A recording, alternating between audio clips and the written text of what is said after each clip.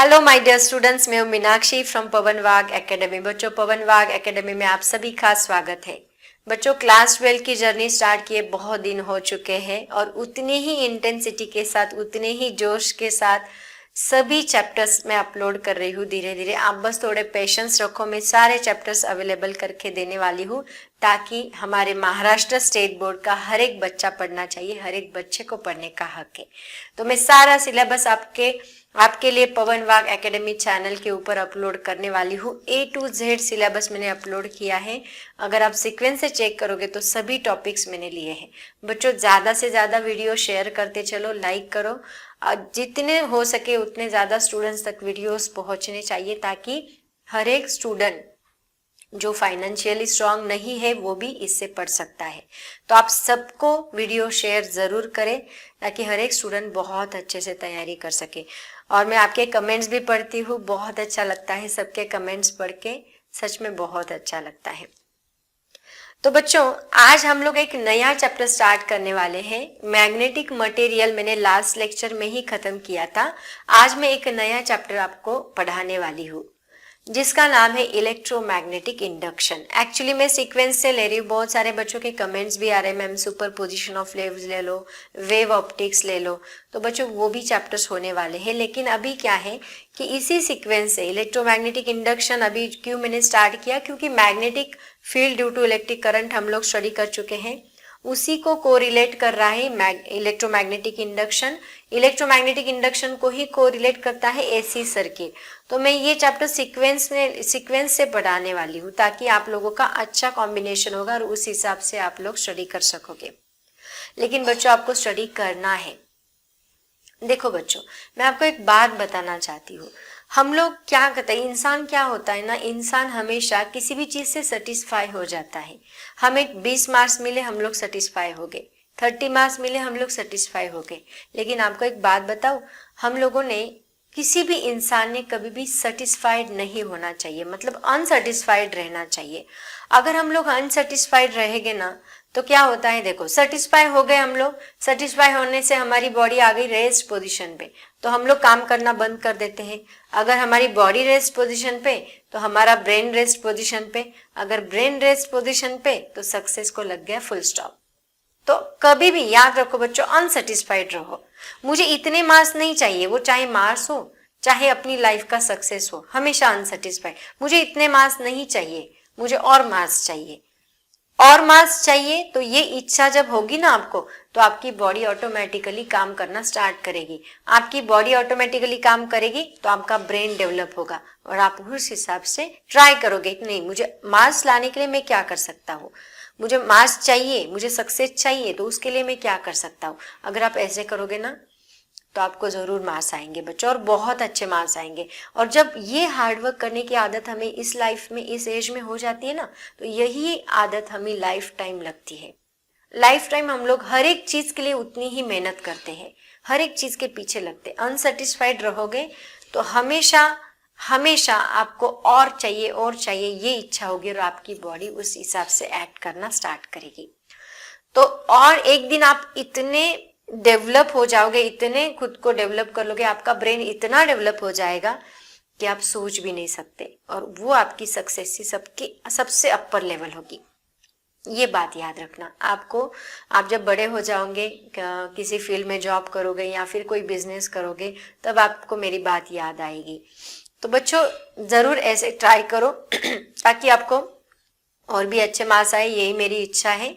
और इसी टॉपिक को कंटिन्यू करते हुए, अभी ज़्यादा टाइम नहीं लेती, हमारा आज का टॉपिक हम लोग स्टार्ट करते हैं। तो आज का हमारा लेक्चर कौन सा है बच्चों, इलेक्ट्रोमैग्नेटिक इंडक्शन का पार्ट 1 आज मैं स्टार्ट करने वाली हूँ। तो इसके भी शायद से 5-6 लेक्चर्स बन सकते हैं, और टॉपिक आप लोग बहुत कंसंट्रेट करके सुनोगे क्योंकि डेरिवेशंस बहुत है इस टॉपिक में भी, लेकिन अंडरस्टैंडिंग करना मस्ट है। अंडरस्टैंड करोगे तो अच्छे से समझ में आएगा। तो बच्चों, स्टार्ट करते हैं। सब लोग हेडफोन लगा के बैठेंगे, रेडी हो जाओ, सब लोग हेडफोन लगाओ, नोटबुक एंड पेन लेके बैठो, अपना टेक्स्ट बुक भी साथ में लेके बैठो। जहाँ पे मैं बोलूँ पॉज करके इसको सॉल्व करने की कोशिश करो, तो पॉज करके सॉल्व भी करते चलो। जितना खुद ट्राई करोगे उतना ज्यादा आपके ब्रेन को आदत लगेगी और उस हिसाब से आप क्वेश्चन सॉल्व इस्तेमाल करने की कोशिश भी करोगे, और हो सके तो कॉम्पिटिटिव एग्जाम के हिसाब से पढ़ो, ताकि और ज्यादा एमसीक्यू सॉल्व करोगे तो आपको और भी टॉपिक इजी लगने लगेगा। तो बच्चों आज का हमारा टॉपिक क्या है, देखो इलेक्ट्रोमैग्नेटिक इंडक्शन। ये स्टार्ट करने से पहले मैं आपको बता दूं, पवन वाग एकेडमी का ऐप भी है, उसको जरूर डाउनलोड करें।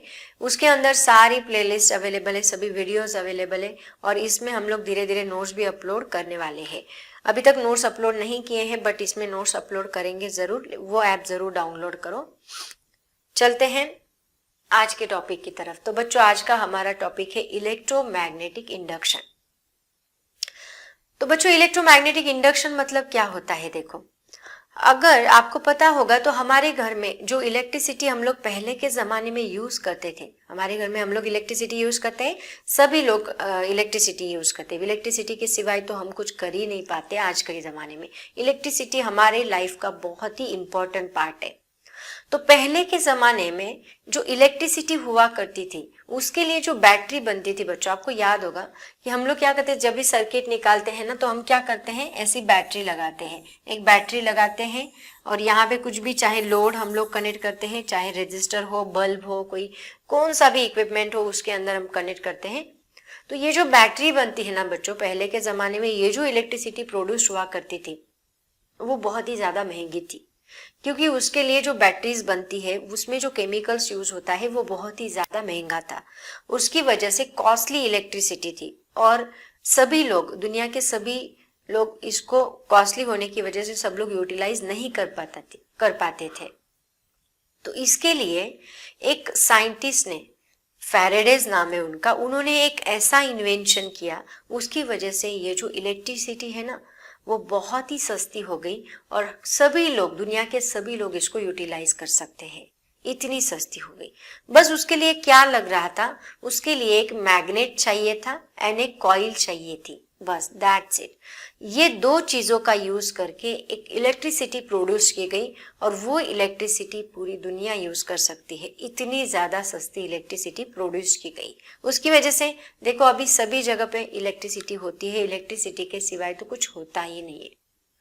तो क्या किया था ऐसे फैराडे ने, ऐसे क्या एग्जैक्टली एक्सपेरिमेंट उसने किया था, उसका ऐसा क्या इन्वेंशन था कि उसकी वजह से ये इलेक्ट्रिसिटी इतनी इजीली हम लोग अवेलेबल कर सकते हैं।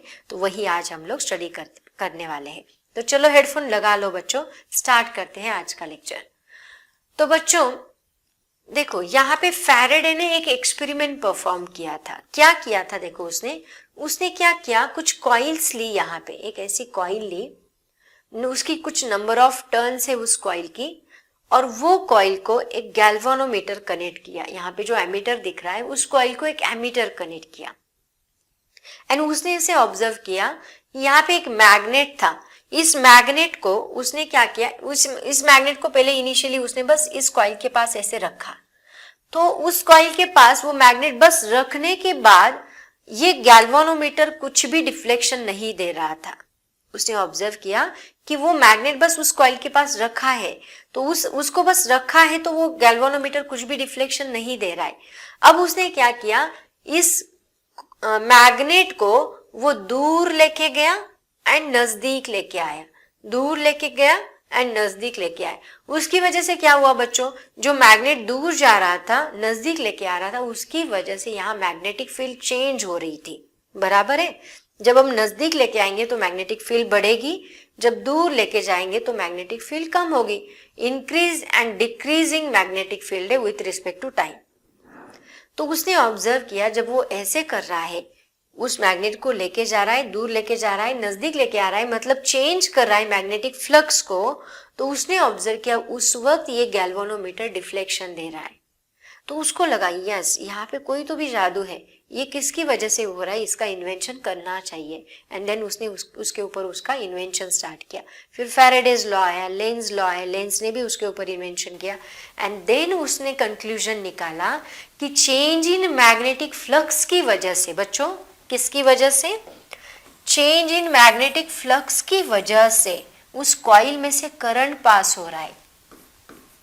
चेंज इन मैग्नेटिक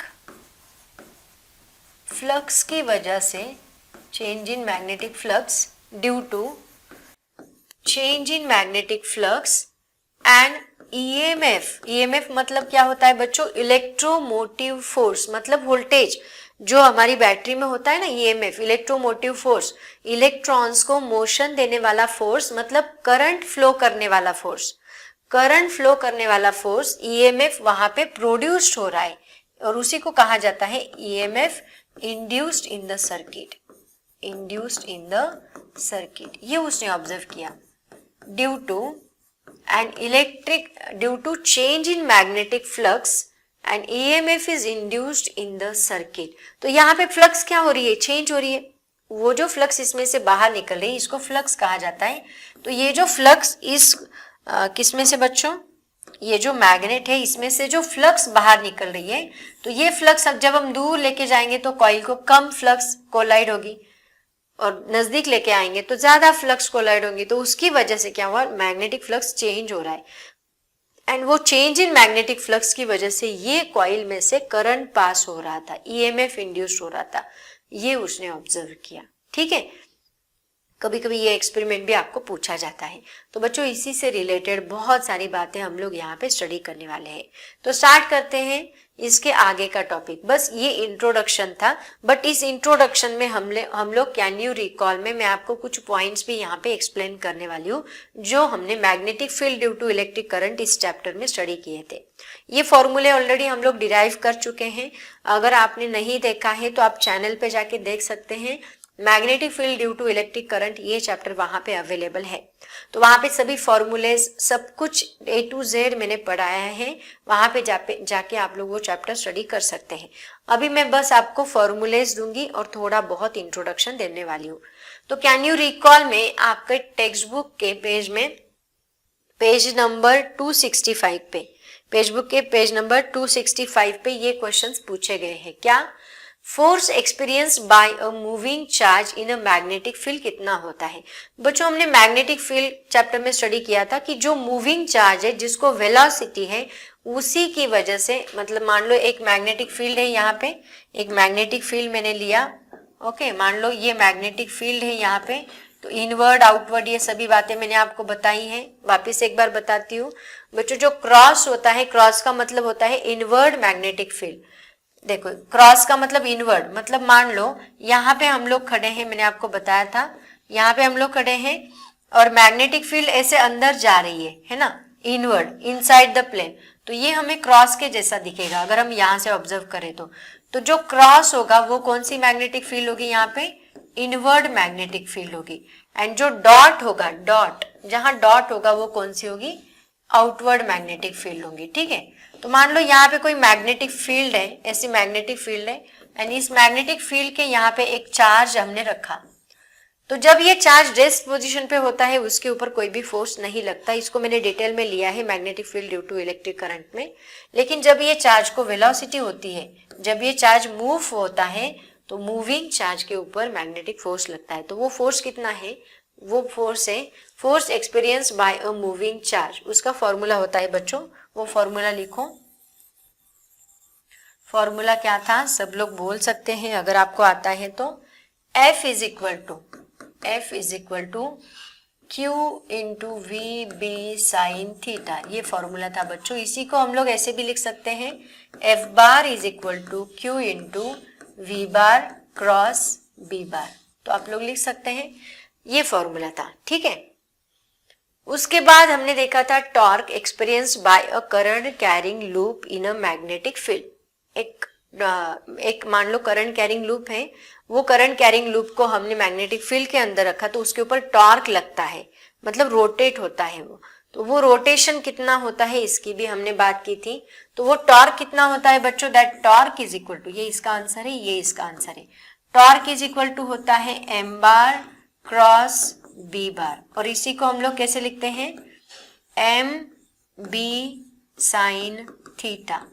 तो यहाँ पे m क्या होता है, m होता है magnetic dipole moment and b होता है मैग्नेटिक फील्ड।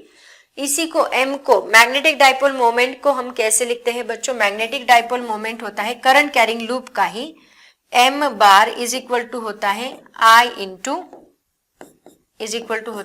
इंटू ए, मतलब current into cross sectional area. उस करंट कैरिंग लूप के लिए। और मान लो नंबर ऑफ टर्न्स है तो हम लोग इसको n से भी मल्टीप्लाई कर सकते हैं। तो इसी फॉर्मूले को हम लोग ऐसे भी लिख सकते हैं NIA B साइन थीटा। तो ये सब कुछ हमने स्टडी किया है, इनके डेरिवेशंस भी लिए हैं मैंने magnetic field due to electric current में। उसके बाद देखा था मैग्नेटिक फ्लक्स। मैग्नेटिक फ्लक्स को डिनोट किया जाता है फाई से। तो फाई इज इक्वल टू होता है बच्चों बी बार डॉट ए बार, है ना। इसी को हम लोग लिखते हैं बी ए कॉस थीटा। तो ये सारी बातें हम लोग वापस यहाँ यूज करने वाले हैं, इसलिए मैंने ये इंट्रोडक्शन पार्ट में इसको इंक्लूड किया है। तो सब बच्चे इसका स्क्रीनशॉट ले लो जल्दी से। और बच्चों हो सके तो स्क्रीनशॉट लेने के बाद हर एक टॉपिक का स्क्रीनशॉट लेते चलो और उसको नोट डाउन करते चलो, ये बेटर रहेगा। बच्चों अभी देखते हैं नेक्स्ट पॉइंट। ये देखो, बहुत बार इसके ऊपर क्वेश्चन पूछा जाता है, experimental observations of Faraday's experiment क्या थे। आपको क्वेश्चन पूछा जा सकता है इसके ऊपर, चाहे तो लिख लो question. State the experimental observation of Faraday's experiment. तो इसके एक्सपेरिमेंटल ऑब्जर्वेशन देखो क्या थे। पहले क्या करो, यहाँ पे डायग्राम निकालो। एक मैग्नेट मैंने यहाँ पे ड्रॉ किया, ठीक है। इस मैग्नेट के पास हमने एक कॉइल रखी, ये कॉइल रखी मान लो। इस कॉइल को हमने एक गैल्वेनोमीटर कनेक्ट किया, ठीक है। ये नॉर्थ पोल है, ये साउथ पोल है, एंड इसको हम लोग क्या कर रहे हैं, नजदीक लेके जा रहे हैं। तो यहाँ पे अभी स्टेप बाय स्टेप हमें लिखना है। तो पहला पॉइंट आपको पता है क्या किया हमने, मैग्नेट को हम नजदीक लेके गए। When magnet is approach towards the close circuit of a coil, then current is induced in that coil, है ना। Current is produced in that coil, that current is known as induced current. Okay, तो ये पहला point आएगा हमारा, हम इसको नजदीक लेके गए, है ना। When magnet approaches towards a closed circuit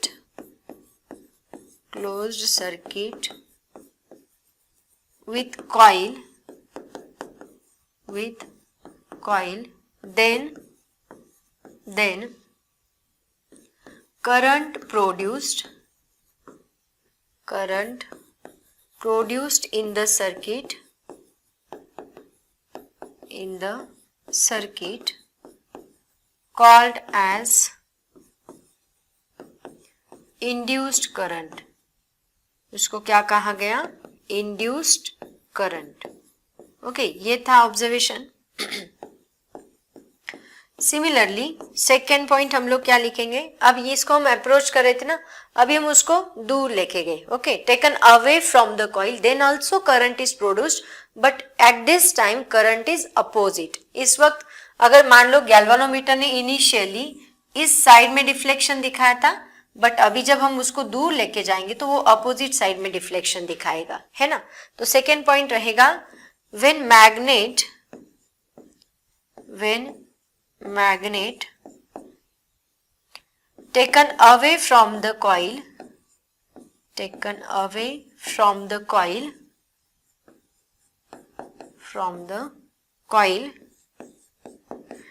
then also galvanometer shows the deflection,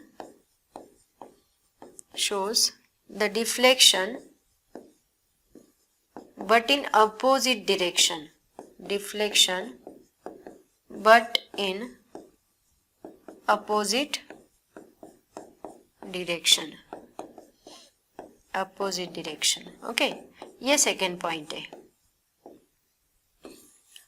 उसके बाद देखो अभी क्या किया हमने मैग्नेट वैसा ही रखा। अब मैग्नेट को हमने धक्का नहीं दिया, मैग्नेट वैसा ही रखा। अब हमने क्या किया, कॉइल को हम लोग दूर लेके गए। Instead of moving magnet we bring the coil away from the magnet, then also EMF is induced, that means current is produced in the coil। तो वहां पे आप लोग क्या लिखो, ऐसे मत लिखो, आप क्या करो, इसको लिखो relative motion. When there is a relative motion between the coil and magnet, ये ऐसा पॉइंट लिखो, थर्ड पॉइंट। व्हेन, क्योंकि इतना लिखते बैठोगे तो बहुत बड़ा एक्सप्लेनेशन बन जाएगा। There is relative motion between the coil and magnet,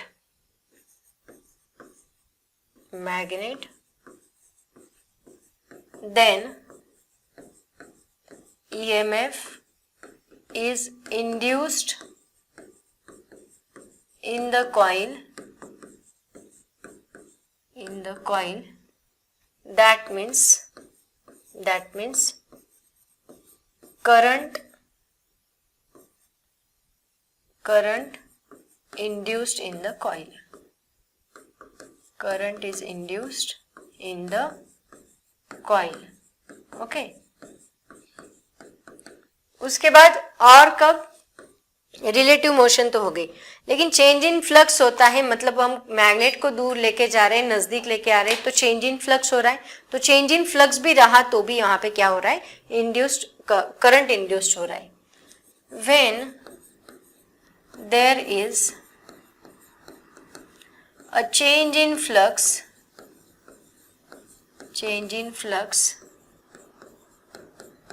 in the magnet, change in flux in the coil, then also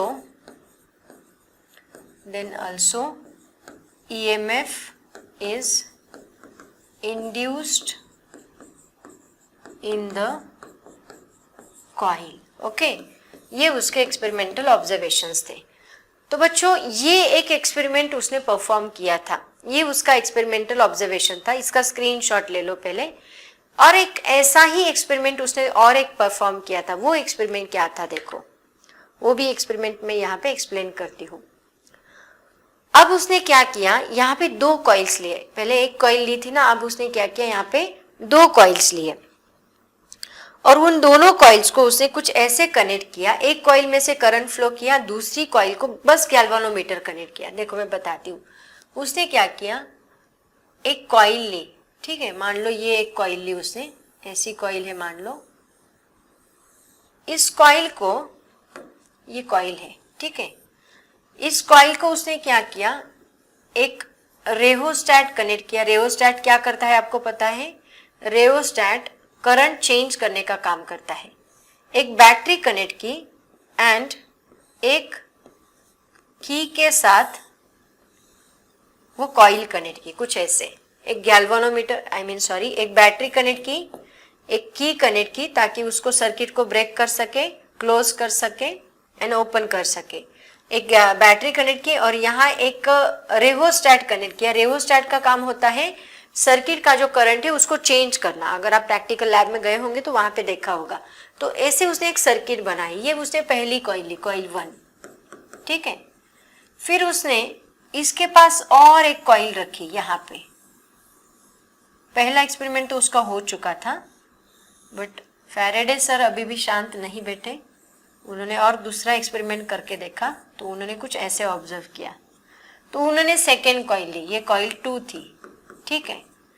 coil 2 में उन्होंने क्या किया, बस गैल्वानोमीटर ही कनेक्ट किया, बाकी कुछ भी कनेक्शन नहीं किया। अब यहां पे देखो, हाँ पहले लिख लेते हैं क्या किया है उन्होंने। First, coil 1 is connected, coil 1 is connected in series with रेहोस्टैट। रेहोस्टैट का काम होता है करंट चेंज करना, बैटरी एंड की। और दूसरा क्या किया, and coil 2 is connected with the galvanometer only, जो कि करंट डिटेक्ट करता है। Connected in galvanometer, connected to galvanometer only. Galvanometer only, ठीक है। अब देखो, अब उन्होंने क्या ऑब्जर्व किया वो हम लोग देखते हैं, ऑब्जर्वेशंस। तो आपको ऑब्जर्वेशंस भी पूछे जाते हैं, तो ऑब्जर्वेशंस क्या थे देखो उनके ऑब्जर्वेशंस। सबसे पहला ऑब्जर्वेशन क्या था कि जब उन्होंने ये कुछ भी उसको रेवोस्टैट को चेंज नहीं किया, बैटरी को चेंज नहीं, किसी भी चीज को उन्होंने चेंज नहीं किया। उन्होंने क्या किया, बस ये की को ओपन किया, क्लोज किया, ओपन किया, क्लोज किया। मतलब की उसने स्टार्ट की एंड बंद की, स्टार्ट एंड स्टॉप की, जैसे कि हम स्विच करते हैं ना ऑन ऑफ, वैसे किया। तो उसने ऐसे ऑब्जर्व किया कि जब वो स्विच ऑन करता है तब गैल्वेनोमीटर डिफ्लेक्शन दिखाता है, ऑन करने के बाद छोड़ दिया तो गैल्वेनोमीटर कुछ भी डिफ्लेक्शन नहीं बताएगा। अब वो डिफ्लेक्शन कब बताएगा, जब वो की ऑफ करेगा। मतलब जब उसने की क्लोज की तब वो डिफ्लेक्शन दिखाएगा, और जब वो ओपन करेगा तब वो डिफ्लेक्शन है। मतलब बस close and break, open and break के वक्त ही वो डिफ्लेक्शन दिखाता है। मतलब स्टार्ट एंड स्टॉप के वक्त ही वो डिफ्लेक्शन दिखाता है, अदरवाइज डिफ्लेक्शन नहीं दिखाता। ये उसका पहला ऑब्जर्वेशन था। when key closed and open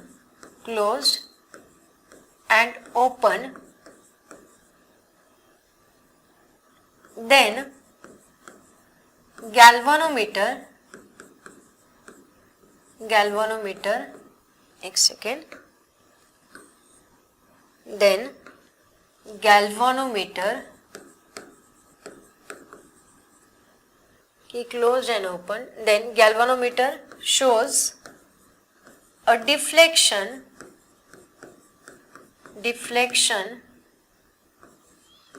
at the time of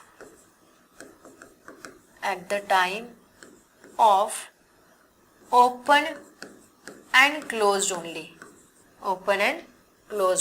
ये उसका पहला ऑब्जर्वेशन था, right.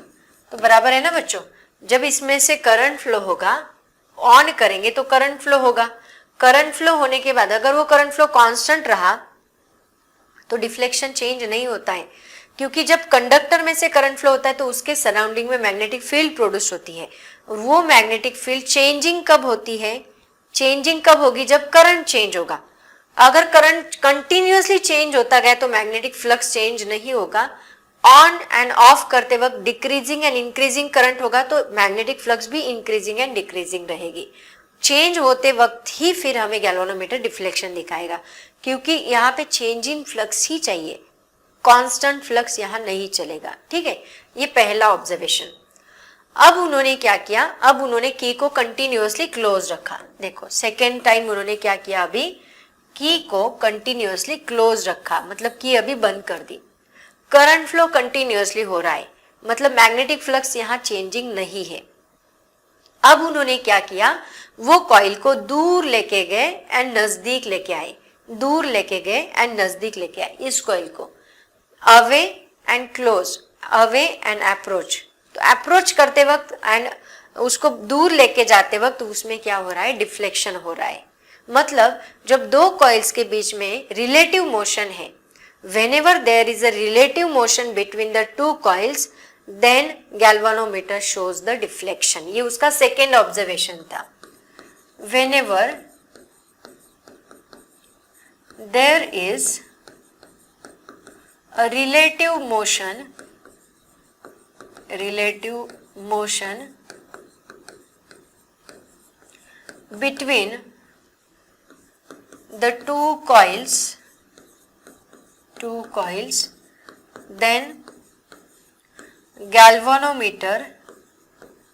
two coils, then galvanometer shows deflection। Okay, ये उसका सेकेंड ऑब्जर्वेशन था। एंड थर्ड ऑब्जर्वेशन देखो अभी। अब उसने क्या किया, इसको यहीं पे रखा, इसको भी यहीं पे रखा। अब उसने इस रेवोस्टैट का यूज करके करंट कम ज्यादा किया। मैंने क्या बोला, रेवोस्टैट का काम क्या है, करंट को कम ज्यादा करना। तो अभी उसने दोनों को एक ही जगह पे रखा एंड रेवोस्टैट का यूज करके करंट कम ज्यादा किया। तो अभी जब उसने रेहोस्टैट का यूज करके करंट कम ज्यादा किया तो उसने ऑब्जर्व किया कि यहाँ पे भी क्या हो रहा है, डिफ्लेक्शन हो रहा है, क्योंकि करंट कम ज्यादा हो रहा है। करंट कम ज्यादा होने की वजह से मैग्नेटिक फ्लक्स चेंज हो रहा है, मैग्नेटिक फ्लक्स चेंज होगा तो वहां पे ईएमएफ इंड्यूस्ड होगा। Third observation, whenever current in the coil 1 changes by using rheostat, then also galvanometer shows deflection. ये उसके 3 ऑब्जर्वेशंस थे। तो इससे उसने क्या कंक्लूजन निकाला बच्चों, whenever there is a change in magnetic flux or relative motion between the coils, then current is induced in the coil। ये उसका कंक्लूजन था। तो कंक्लूजन लिखो, conclusion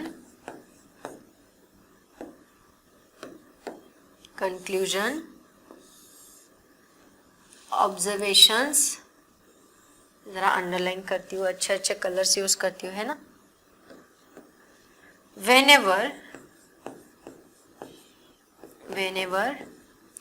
there is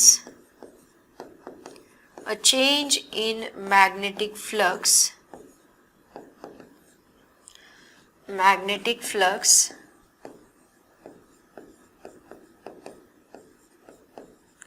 or relative motion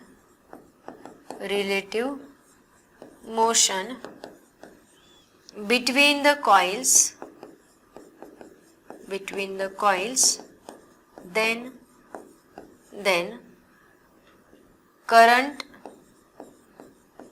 current के बजाय EMF लिखो, EMF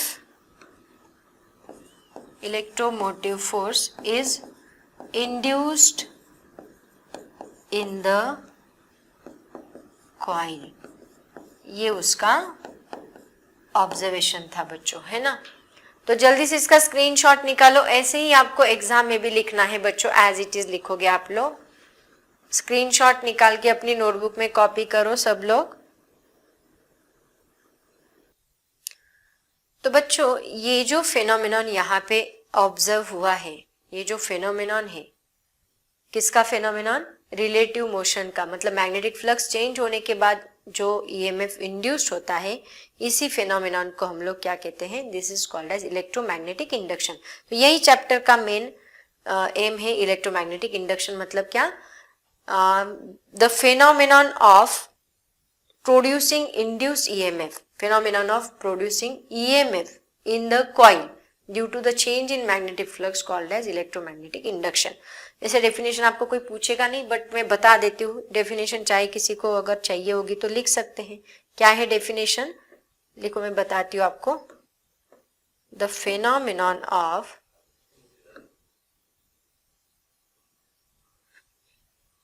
electromagnetic induction की definition लिखो, electromagnetic induction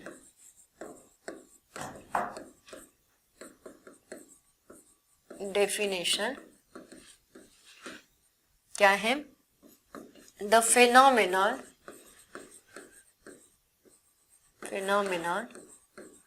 of producing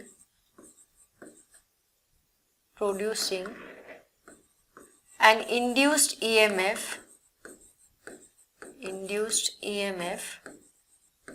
due to change in magnetic flux in the coil called as electromagnetic induction।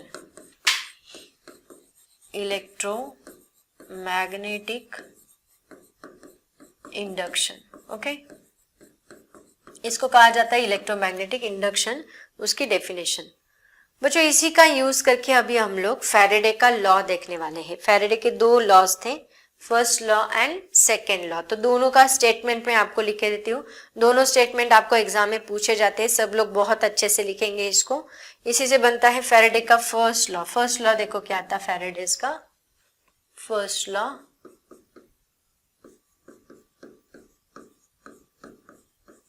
First law था whenever एक minute, whenever there is change in flux associated with the coil, ऐसे ही लिखो बच्चों अपनी notebook में, with the coil, then EMF is induced in the coil,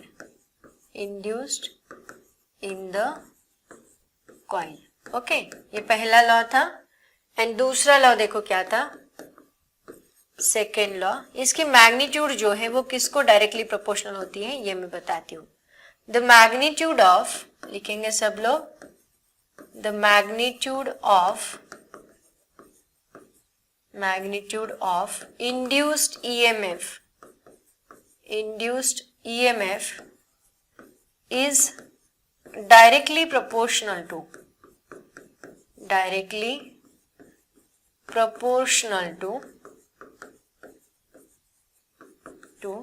the rate of change of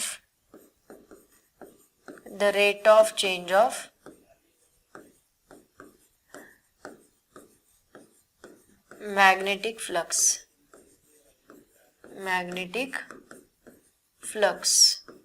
okay. तो देखो इसी को अभी हम लोग फॉर्मूले के फॉर्म में लिखते हैं बच्चों। जो फॉर्मूला अभी मैं बताने जा रही हूँ that is very very important, आगे जाके बहुत सारे क्वेश्चंस में वो यूटिलाइज होने वाला है। क्या है, EMF इंड्यूस जो है वो हम लोग E से डिनोट करने वाले हैं। E is directly proportional to rate of change of magnetic flux, मतलब क्या बच्चों, d∅/dt, okay. E is directly proportional to d∅/dt। और इसी को हम लोग कैसे लिखेंगे, E is equal to constant into d∅/dt। d∅ क्या है यहाँ पे, flux, and rate of change of flux मतलब टाइम के साथ साथ जो फ्लक्स चेंज हो रहा है, दूर लेके जा रहे हैं फ्लक्स कम हो गया, EMF कम हो गया, है ना। नजदीक लेके आए फ्लक्स बढ़ गया, EMF बढ़ गया, वो दोनों एक दूसरे को डायरेक्टली प्रोपोर्शनल। इसी को हम लोग लिखेंगे K इंटू d∅/dt। बच्चों मान लो वहां पे हमने एक ही टर्न ली, यहाँ पे बहुत सारी टर्न्स ली, number of turns n turns ली हमने, तो n टर्न्स के लिए EMF भी उतना इंक्रीज होगा, मतलब ये नंबर ऑफ टर्न्स पे भी डिपेंड करता है। E is equal to n into d∅/dt, ऐसे भी लिखते हैं हम लोग इसको। और यहाँ पे और एक करेक्शन है, यहाँ पे हम लोग माइनस साइन लगाते हैं। माइनस साइन क्यों लगाते हैं ये मैं आपको लेंज लॉ में बताऊंगी, ओके। तो इसको हम लोग हमेशा माइनस साइन के साथ लिखते हैं, क्यों लिखते हैं ये मैं आपको लेंज लॉ में बताती हूँ, ठीक है। तो E is equal to minus n into d∅/dt। बच्चों ये जो फॉर्मूला है it is very very important, सब लोग इसको अपनी फॉर्मूले की नोट्स में कॉपी करेंगे और बहुत ही इंपॉर्टेंट है। जल्दी से इसका स्क्रीनशॉट ले लो बच्चों। ये है फैराडे का first law and second law, ठीक है। अब इसी को कंटिन्यू करते हुए अभी हम लोग आगे का लॉ देखने वाले हैं, that is the Lenz law. Lenz law देखो क्या था, लेंज ने जो फैराडे ने एक्सपेरिमेंट किया ना उसमें थोड़ा सा करेक्शन अभी लेंज ने किया था। क्या, उसने वो माइनस साइन लगाया। एक्चुअली वो माइनस साइन क्यों लगाया, देखो उसने ऐसे ऑब्जर्व किया बच्चों, मान लो यहाँ पे ये कॉइल है, यहाँ पे ये एक कॉइल है, ऐसी कॉइल है, ठीक है। तो ये कॉइल भी क्या कर रही है, यहाँ मैग्नेटिक फ्लक्स प्रोड्यूस कर रही है ना। तो यहाँ पे उसने ऑब्जर्व किया कि मान लो ये मैग्नेट है, ये मैग्नेट को जब हम नजदीक लेके जाते हैं तो फ्लक्स बढ़ेगा, है ना। तो उसने ऑब्जर्व किया कि जब ये नजदीक लेके जाते हैं तो ये फ्लक्स बढ़ता है, लेकिन ये कॉइल क्या करती है, उसके अपोजिट मैग्नेटिक फील्ड यहाँ प्रोड्यूस करती है, ऐसा करंट वो पास करेगी। मतलब क्या, देखो ठीक से समझो। जब ये नॉर्थ पोल है, नॉर्थ पोल जब यहाँ आएगा, जब हम उसको नजदीक लेके आएंगे तो ये कॉइल खुद की ऐसी मैग्नेटिक फील्ड बनाएगी ताकि वो इसको अपोज करे। इसी की वजह से मैग्नेटिक फील्ड उसने बनाई और वो वही उसको अपोज करने का काम कर रहा है। ऐसे हो गया। अभी देखो इसने क्या किया, ये नजदीक लेके आ रहे हैं हम लोग, तो यहाँ नॉर्थ पोल है ना, ये क्या करेगी, यहाँ नॉर्थ पोल बना देगी, यहाँ नॉर्थ पोल बना देगी। ये खुद की मैग्नेटिक फील्ड है ना, उसका भी डाइपोल बनेगा, तो वो क्या करेगी, यहाँ नॉर्थ पोल बना देगी ताकि आने वाला जो नॉर्थ है वो उसको अपोज कर सके। नॉर्थ से अपोज होगा तो ये खुद का नॉर्थ पोल यहाँ पे बनेगी, मतलब अपोजिट मैग्नेटिक फील्ड बनाएगी, है ना। इसकी जो मैग्नेटिक फील्ड है वो कुछ ऐसे करंट फ्लो करेगा ताकि अपोजिट डायरेक्शन में वो मैग्नेटिक फील्ड बने। अब जब हम इसको दूर लेके जा रहे हैं, तो वो क्या कर रही है, अभी नॉर्थ पोल दूर जा रहा है तो वो क्या करेगी, यहाँ पे साउथ पोल बना देगी। अब उसने क्या किया, यहाँ साउथ पोल बनाया, तो क्या होगा, अभी नॉर्थ दूर जा रहा है तो वो उसको अट्रैक्ट करेगी। समझ में आ रहा है। देखो जब नॉर्थ नजदीक आता है, मतलब यहाँ पे नॉर्थ है, जब ये इस साइड आ रहा है तो ये यहाँ पे नॉर्थ पोल बनाती है एंड साउथ पोल बनाती है, मतलब अपोजिट मैग्नेटिक फील्ड बनाती है। और जब हम इसको दूर लेके जा रहे हैं तो वो यहाँ पे, इसको दूर लेके जा रहे हैं तो वो यहाँ पे साउथ पोल बनाती है एंड यहाँ नॉर्थ पोल बनाती है।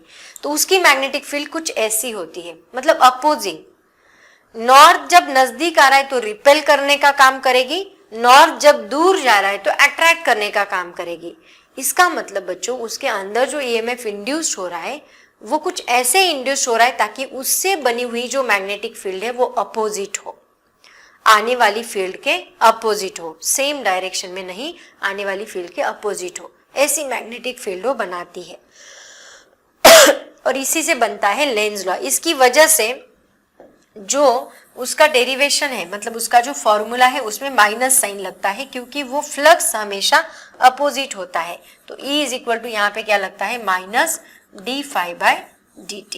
ओके, तो देखो, तो direction of induced current in a circuit is such that the magnetic field produced by the induced current opposes the change in magnetic flux.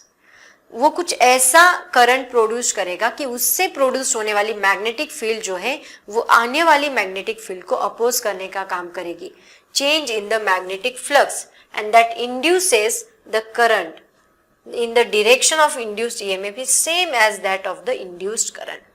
जो करंट EMF इंड्यूस हुआ है उसकी डायरेक्शन सेम रहेगी, करंट की और उसकी डायरेक्शन सेम रहेगी, लेकिन उससे प्रोड्यूस होने वाली जो मैग्नेटिक फील्ड है वो कुछ ऐसी होगी ताकि वो आने वाली मैग्नेटिक फील्ड को अपोज करे। कैसे अपोज करे, नॉर्थ आ रहा है तो ये यहाँ पे नॉर्थ बना लेगा, कैसे आता है देखता हूँ, तुझे अपोज करने वाला हूं मैं। और अगर वो नॉर्थ दूर जा रहा है तो वो उसको जाने नहीं देगा, मतलब वो साउथ बना लेगा। नॉर्थ एक दूसरे को अपोज करेंगे ना, तो जब वो नजदीक आ रहा है तो ये यहाँ नॉर्थ बनाएगा, उसको आने नहीं देगा, और जब वो दूर जा रहा है तो वो उसको जाने नहीं देगा, उसको नजदीक लाएगा, मतलब वो साउथ बनाएगा। ऐसी मैग्नेटिक फील्ड वो प्रोड्यूस करता है और इसी से बनता है हमारा लेंज लॉ। इसीलिए यहाँ पे कौन सा साइन आ गया, माइनस साइन आ गया। समझ में आया सबको बच्चों? जल्दी से इसका स्क्रीनशॉट निकालो और ये दोनों लॉज अच्छे से लर्न करके रखने हैं, आपको एग्जाम में पूछे जाते हैं। ओके स्टूडेंट्स, अब इसी के ऊपर एक क्वेश्चन यहाँ पे पूछा जाता है आप लोगों को बहुत बार। Lenz law in the light of principle of conservation of energy. तो यहाँ पे आपको क्वेश्चन पूछा जाता है, स्टार करो क्योंकि एक्सरसाइज में ये क्वेश्चन पूछा गया है। State and explain length law in the light of principle of conservation of energy. तो ऐसा क्वेश्चन आपको पूछा जाता है। तो देखो बच्चों, इसका मतलब क्या, सबसे पहले आपको principal of conservation of energy पता है?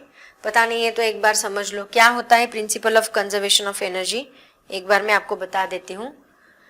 Energy neither be created nor be destroyed, it just transfer from one form to another form. Okay, ये principle of conservation of energy है। बचपन से हम लोग स्टडी करते आ रहे हैं, ठीक से समझ लो बच्चों। मैं इसका आंसर आपको लिख के दूंगी अच्छे से। Principal of conservation of energy क्या है? Principle of conservation of energy, energy neither be created created nor destroyed, it just transfer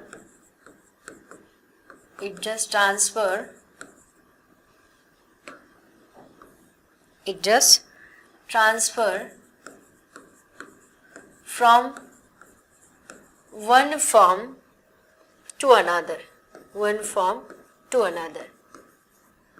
मतलब मान लो मैं यहाँ पे काइनेटिक एनर्जी लेती हूँ, पोटेंशियल एनर्जी लेती हूँ, तो पोटेंशियल एनर्जी का कन्वर्जन किस में होता है? काइनेटिक एनर्जी में होता है, या फिर काइनेटिक एनर्जी का कन्वर्जन किस में होता है? पोटेंशियल एनर्जी में होता है। यहाँ कोई नई एनर्जी नहीं आई, यहाँ है वही एनर्जी, बस उसका पोटेंशियल एनर्जी का कन्वर्जन काइनेटिक में हो गया, काइनेटिक एनर्जी का कन्वर्जन पोटेंशियल एनर्जी में हो गया। और बच्चों आपको पता है work done, change in work done का ही दूसरा नाम होता है चेंज इन पोटेंशियल एनर्जी। एक minute, change in potential energy का ही दूसरा नाम होता है work done. Change in potential energy का ही दूसरा नाम होता है वर्क डन। कैसे? देखो, वर्क डन का फॉर्मूला क्या है आपको पता है? Work done is equal to होता है फोर्स इनटू डिस्प्लेसमेंट। मतलब मान लो कोई भी चीज हो, उसके ऊपर अगर हम फोर्स लगा रहे और वो डिस्प्लेस्ड हो रही है, और किसी भी चीज के ऊपर फोर्स लगाने की जरूरत तब पड़ती है जब अपोजिशन होता है। मान लो यहाँ से कोई चीज मुझे उठानी है, यहाँ पे कोई चीज रखी है, उसको मैं उठा रही हूँ, तो उठाते वक्त उसके ऊपर ग्रेविटेशनल फोर्स लग रहा है और अपोजिट फोर्स होने की वजह से मुझे फोर्स लगाना पड़ रहा है। ग्रेविटेशनल फोर्स उसको नीचे खींच रहा है और उसके अपोजिट में मैं उसको ऊपर खींच रही हूँ। इसका मतलब मान लो कोई ऐसा स्लोप है, इस स्लोप के ऊपर मैंने आपको बोला कि चलो एक गाड़ी आप यहाँ से लेके चलो, ये गाड़ी है, ये गाड़ी आप यहाँ से ऊपर लेके चलो, तो आपको फोर्स लगाना पड़ेगा क्योंकि अगेंस्ट द फ्लो आप जा रहे हो, फोर्स लगाना पड़ेगा। अपोजिशन है तभी फोर्स लगाना पड़ेगा। बट मान लो मैंने यहाँ से गाड़ी स्टार्ट करने के लिए बोला नीचे, तो कोई फोर्स नहीं लगेगा। बिना फोर्स की गाड़ी चल जाएगी तो वर्क डन नहीं होगा बच्चों, क्योंकि यहाँ फोर्स लगा क्या? नहीं, जीरो। फोर्स जीरो है तो वर्क डन क्या है? यहाँ पे जीरो। ठीक है, तो यहाँ वर्क डन कब होता है? जब फोर्स होता है। और फोर्स का ही फॉर्मूला क्या होता है? फोर्स का फॉर्मूला होता है मास इनटू एक्सेलरेशन। अगर मैंने डिस्प्लेसमेंट की जगह पे h लिखा और इसी को मैंने mass into gravitational acceleration into h लिखा, तो ये फॉर्मूला बन जाता है mgh, मतलब किसका? पोटेंशियल एनर्जी का फॉर्मूला बन जाता है। तो बच्चों वर्क डन मतलब होता है चेंज इन पोटेंशियल एनर्जी, याद रखो। इसका मतलब यहाँ किसका कन्वर्जन किस में हो रहा है? वर्क डन का ही वर्क डन होगा। इसका मतलब वहां पे principal of conservation of energy है, तो वर्क होना चाहिए। ठीक है, तो इसी को मतलब ये उन्होंने क्या बोला है, देखो यहाँ पे इसको मैं रफ करती हूँ। ये principle of conservation of energy proof करता है, principle of Lenz law. Lenz law हमें प्रूफ कराता है कि ये बेस्ड है principle of conservation of energy. अगर मान लो लेंज लॉ ने माइनस साइन, नेगेटिव साइन नहीं दिया होता तो वो कंजर्वेशन ऑफ एनर्जी वायोलेट कर रहा होता, मतलब वहां पे उसके रूल्स वो फॉलो नहीं कर रहा है, कंजर्वेशन ऑफ एनर्जी प्रूफ नहीं कर रहा है, ऐसे उसका मीनिंग होता अगर माइनस साइन नहीं होता तो। कैसे? देखो मैं बताती हूँ। यहाँ पे उन्होंने क्या कहा कि ये जो कॉइल है, मान लो ये कॉइल है, ठीक है, कलर चेंज करती हूं मैं, ठीक से ध्यान दो बच्चों, कंसंट्रेट करके सुनो, इसका आंसर भी मैं लिख के दूंगी आपको। ये कॉइल है, ठीक है। हमने क्या देखा कि जब यहाँ पे एक मैग्नेट आ रहा है तो उसका नॉर्थ पोल है, तो ये भी क्या करेगा? यहाँ पे नॉर्थ पोल बनाएगा, है ना। यहाँ के अंदर जो मैग्नेट बन रहा है वो उसका भी नॉर्थ पोल बनेगा और यहाँ पे साउथ पोल बनेगा।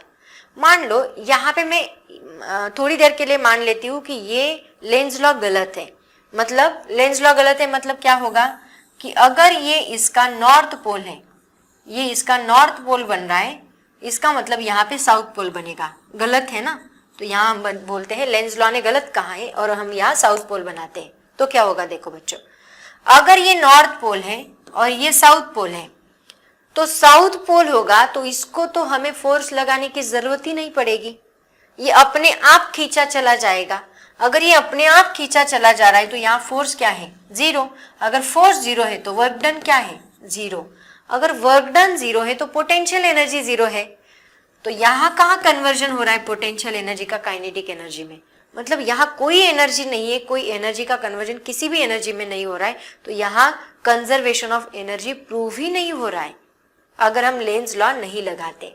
अब हमने लेंज लॉ लगाया, देखो लेंज लॉ लगाया तो यहाँ नॉर्थ पोल है, तो यहाँ भी कौन सा बना, नॉर्थ पोल। तो ये इसको अपोज करेगा, ये इसको अपोज करेगा, तो दोनों एक दूसरे को अपोज कर रहे हैं, तो हमें मैग्नेट नजदीक लेके जाने के लिए उसको फोर्स लगाना पड़ेगा। तो मैंने अगर इसके ऊपर फोर्स लगाया तो यहाँ पे वर्क डन हुआ। फोर्स लगाएगा, डिस्प्लेसमेंट होगा, तो वहां वर्क डन होगा। इसका मतलब क्या, इसने फिर कंजर्वेशन ऑफ एनर्जी यहाँ पे फॉलो किया है। अगर ये कंजर्वेशन ऑफ एनर्जी फॉलो नहीं करता बच्चों, तो इनफाइनाइट करंट यहाँ पे जनरेट होता, क्योंकि ये अपने आप खींचा चला जाता, मैग्नेटिक फ्लक्स बहुत ज्यादा बढ़ता, करंट बहुत ज्यादा बढ़ता, और इतना करंट बढ़ने के बाद वहां पे बहुत ज्यादा अमाउंट में हीट प्रोड्यूस होती। तो ये कंजर्वेशन ऑफ एनर्जी प्रूव नहीं करता, ठीक है। That means this will violet the law of conservation of energy, ठीक है। तो इसी को अभी हम लोग क्या करते हैं, स्टेप बाय स्टेप में आपको लिख के देती हूँ। चलो, सबसे पहला पॉइंट, क्योंकि आपको ये एग्जाम में पूछा जाता है, तो सबसे पहला पॉइंट लिखो, EMF is induced in the coil. EMF is induced in the coil due to किसकी वजह से, first relative motion in the coil, and second due to change in flux, okay. तो फर्स्ट केस में क्या होता है, relative motion होती है, तो magnetic field, applied magnetic field के अपोजिट मैग्नेटिक फील्ड प्रोड्यूस होती है। Second point, in first case magnetic field produced in the coil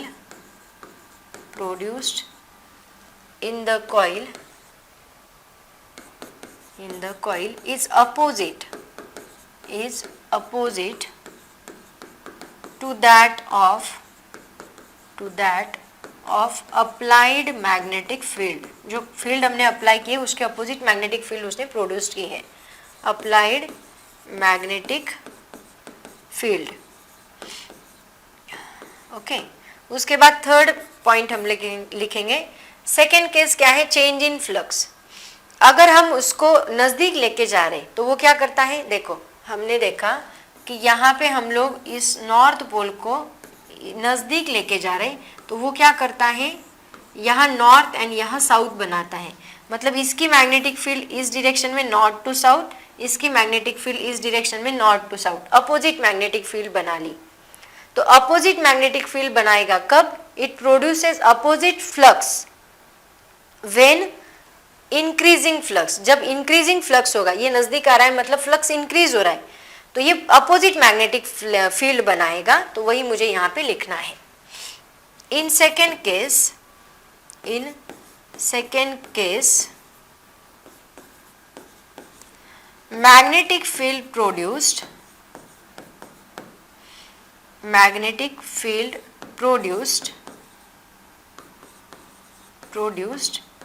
first A लिखो चाहे तो, opposite when flux is increasing.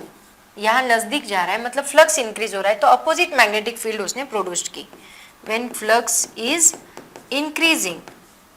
And second मतलब, सेकेंड में देखो क्या, अगर मैं इसको दूर लेके जा रही हूँ तो ये क्या करता है, दूर लेके जा रही हूँ मतलब यहाँ नॉर्थ है यहाँ साउथ है, तो ये क्या करेगा, दूर जा रहा है तो इस यहाँ पे साउथ बनाएगा, यहाँ पे नॉर्थ बनाएगा। इसका मतलब north to south same direction में उसने मैग्नेटिक फील्ड बनाई। Be same when flux is decreasing, okay. उसके बाद लिखना है फोर्थ पॉइंट, दैट मीन्स ऐसे ही आंसर लिखो बच्चों, whenever there is change in magnetic flux magnetic flux,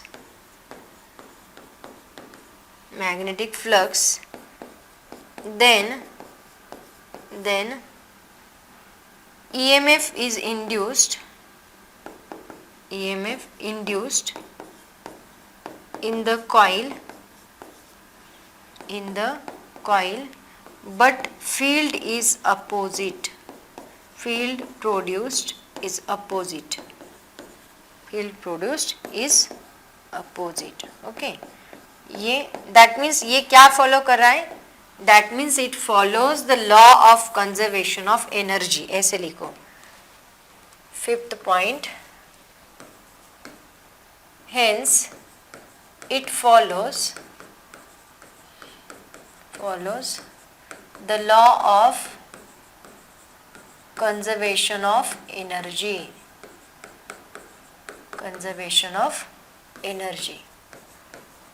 उसके बाद लिखते हैं 6 पॉइंट. मान लो अभी हम लोग क्या करें, मान लो induced current and applied induced current and magnetic field दोनों की डायरेक्शन सेम है, तो क्या होगा, लार्ज हीट जनरेट होगी क्योंकि ईएमएफ इनडिफाइनाइटली इंक्रीज होगा, है ना. इफ इंड्यूस्ड करंट कैसे वायलेट कर रहा है वो भी तो हमें दिखाना है ना. इंड्यूस्ड करंट, ऐसे आंसर लिखो बच्चों अपने. Induced current is same with the applied magnetic field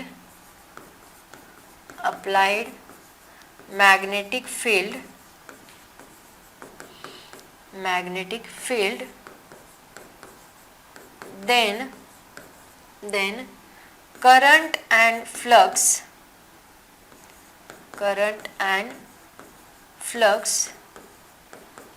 leads to infinitely,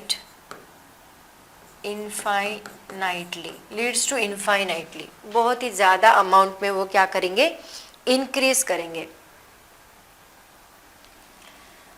7 point. Okay, अब इन्होंने बहुत ज़्यादा इंक्रीज किया, इसका मतलब large amount of heat is produce their.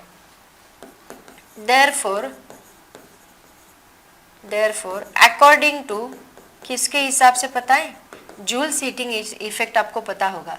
According to Joule's heating effect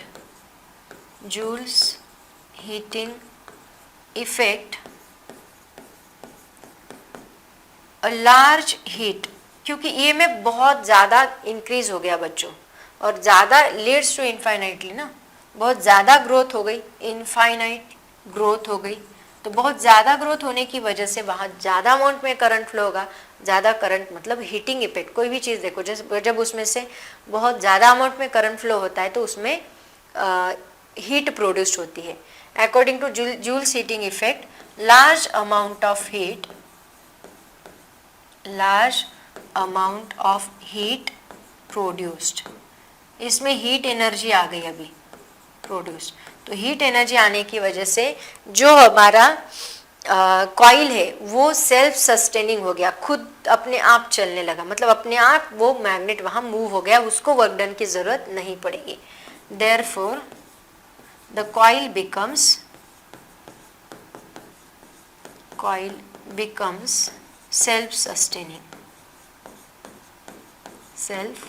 sustaining. Okay, that means hence it violates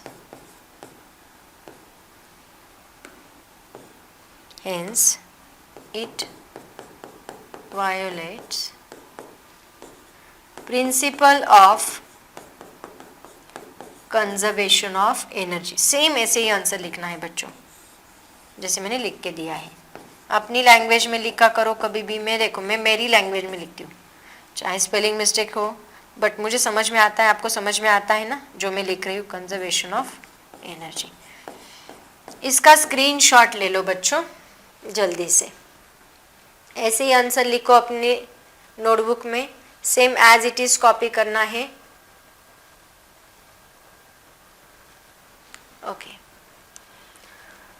तो बच्चों ये था हमारा आज का लेक्चर, मतलब आज सब मैंने इंट्रोडक्शन पार्ट लिया, इसमें डेरिवेशंस वगैरह कुछ नहीं था, सब थेरोटिकल पार्ट था, ज़्यादा से ज़्यादा थेरोटिकल पार्ट मैंने यहाँ पे कवर किया है। तो बच्चों नेक्स्ट लेक्चर से हम लोग आगे का टॉपिक देखेंगे। 12.3 तक आज मैंने कवर किया है, 12.2, 12.3 और उसमें कुछ बेसिक कंसेप्ट्स, ये सभी चीज़ें हमने यहाँ पे डिस्कस की है। अभी नेक्स्ट लेक्चर में डेरिवेशंस आएंगे बच्चों, डेरिवेशंस आएंगे, उससे रिलेटेड न्यूमेरिकल्स भी आएंगे। तो नेक्स्ट लेक्चर से हम लोग डेरिवेशन स्टार्ट करेंगे। पढ़ाई करते रहो, वीडियोस देखते रहो, ज़्यादा से ज़्यादा शेयर करते चलो, वीडियो को लाइक करो, चैनल को सब्सक्राइब करो। Thank you so much and bye bye.